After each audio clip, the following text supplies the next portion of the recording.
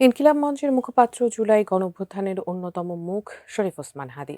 তাকে গুলি করার ঘটনায় তীব্র নিন্দা জানিয়েছে দেশের বিভিন্ন মহল, যা থেকে বাদ যায়নি ঢাকার যুক্তরাজ্য ও ইউরোপীয় ইউনিয়নের দূতাবাস। এ অবস্থায় হাদীর হত্যাকাণ্ডের ঘটনায় বিচার চেয়ে একটি বার্তা দিয়েছেন জাতিসংঘের মহাসচিব অ্যান্তোনিও গুতেরেস। সেই সঙ্গে এই জুলাই যোদ্ধার হত্যাকাণ্ডে প্রতিক্রিয়াও জানিয়েছেন আন্তর্জাতিক মানবাধিকার সংস্থাগুলো। বিস্তারিত জানাচ্ছেন শেখ ফরিদ।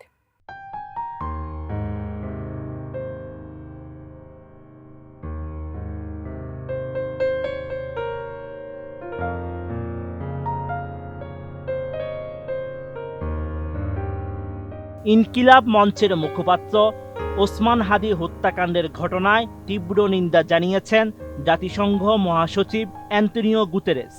একই সঙ্গে সবাইকে শান্ত থাকার আহ্বান জানিয়েছেন তিনি। জাতিসংঘের নিয়মিত সংবাদ সম্মেলনে এমন তথ্য জানিয়েছেন মহাসচিবের মুখপাত্র স্টিফেন ডুজারিক।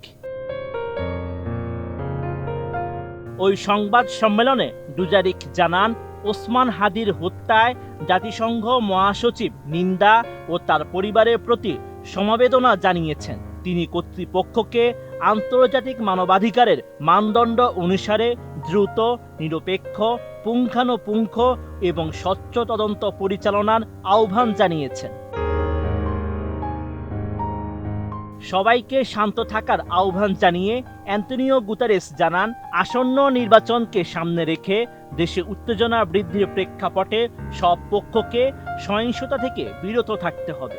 সেই সঙ্গে সহিংসতা এড়াতে সংশ্লিষ্ট সবাইকে সর্বোচ্চ সংযম প্রদর্শন করতে হবে, যাতে একটি শান্তিপূর্ণ নির্বাচন পরিবেশ বজায় থাকে। এদিকে ওসমান হাদীর হত্যাকাণ্ডকে এক অত্যন্ত ভয়াবহ ঘটনা বলে অভিহিত করেছে আন্তর্জাতিক মানবাধিকার সংস্থা হিউম্যান রাইটস ওয়াচ।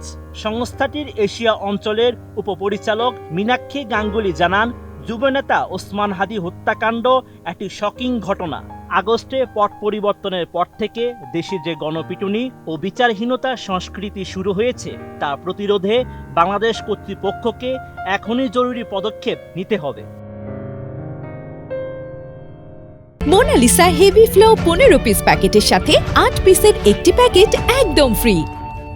সতর্ক করে মানবাধিকার সংস্থাটির এই কর্মকর্তা জানান, নির্বাচনের তারিখ ঘোষিত হলেও রাজনৈতিক সহিংসতা এবং আইনের শাসন সমুন্নত রাখতে সরকারের ব্যর্থতা নাগরিক অধিকারকে মারাত্মক হুমকির মুখে ফেলেছে। আগামী বছরের ফেব্রুয়ারিতে একটি অবাধ ও অংশগ্রহণমূলক নির্বাচনের পরিবেশ নিশ্চিত করার দাবি জানান তিনি।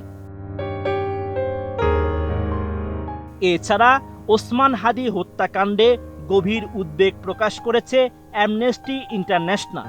একই সঙ্গে এই হত্যাকাণ্ডের দ্রুত, স্বাধীন ও নিরপেক্ষ তদন্ত নিশ্চিত করতে অন্তর্বর্তী সরকারের প্রতি আহ্বান জানিয়েছে সংস্থাটি।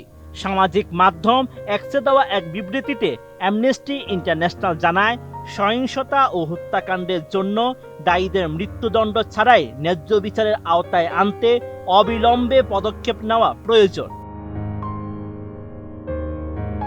Sheikh Farid, ATN news.